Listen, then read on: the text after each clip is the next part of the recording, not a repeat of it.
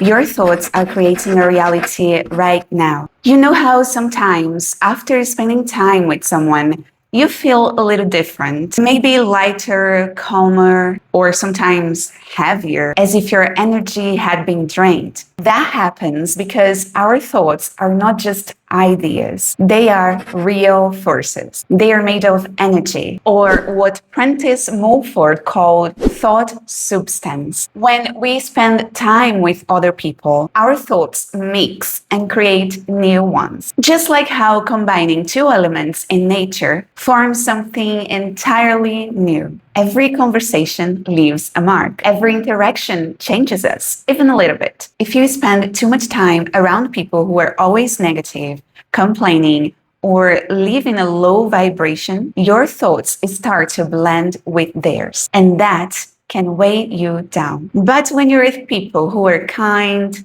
calm, and inspiring, their energy lifts you up. Your thoughts become lighter, pure, and stronger. Now, it's not just about who you spend time with. It's about what kind of energy you're constantly creating together. Because here's the truth. Your thoughts shape your reality, and not only what you experience, but also how your body feels. When your thoughts are weak or repetitive, your body feels tired. But when your mind is curious, when you are learning and discovering new things, you feel alive again. Mulford wrote that new thought is new life. And I love that idea. Think about it. Every time you learn something new, have a new idea, or feel inspired, your whole energy changes. You feel renewed. That's why he wrote that the spirit or the mind needs fresh thought, just like the body needs food. Old thoughts, the same worries, the same routines, they make us spiritually hungry. They make us restless or sad without even knowing why. And that's something I felt myself, that discomfort of being stuck in the same mental loop. But when I started filling my mind with new ideas, even the small ones, life felt lighter. So maybe today you could try to bring new thought into your mind. Read something that uplifts you, listen to something that nourishes you, because every new idea is a new beginning. Mulford also wrote something that always makes me stop and reflect. You have nothing to do with the person you were a year ago, except to learn from them.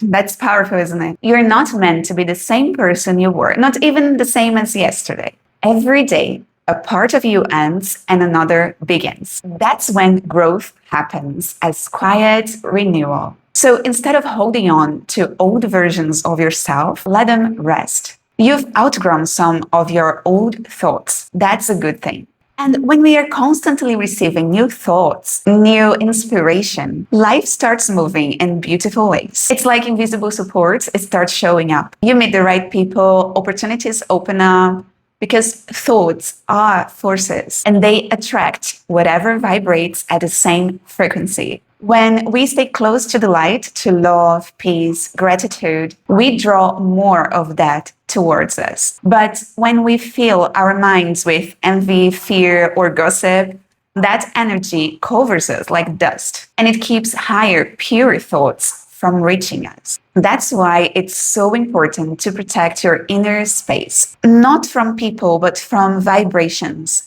Be aware of what conversations you join, what content you consume, what emotions you feed, because all of that shapes the atmosphere of your spirit, and the spirit is what creates. This remarkable writer also teaches that when you're reaching thought, you must share it, because thought is like fruit. When it's ripe, it must fall. And that's something I truly believe in. When you discover something that lifts you up, you don't have to keep it just for yourself. Share it, speak it, create something out of it. Because the more freely you share these new ideas, the more inspiration will flow to you. It's like the universe rewards generosity of spirit with even greater ideas. Prentice Mulford also wrote that sometimes what we call inspiration, those sudden moments of clarity, beauty, or creativity, might actually be the result of higher minds helping us. Maybe we are never really creating alone.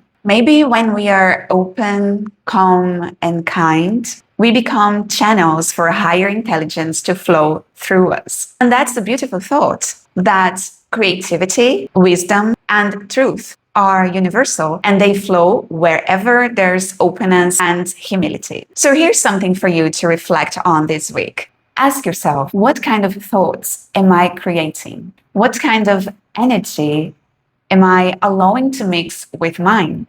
If you want to feel lighter, freer, more inspired, start with your thoughts. Let them be calm, kind, new, and open. Protect them, nourish them, and share them. Because as Mulford said, thoughts are things and they are shaping your tomorrow right now.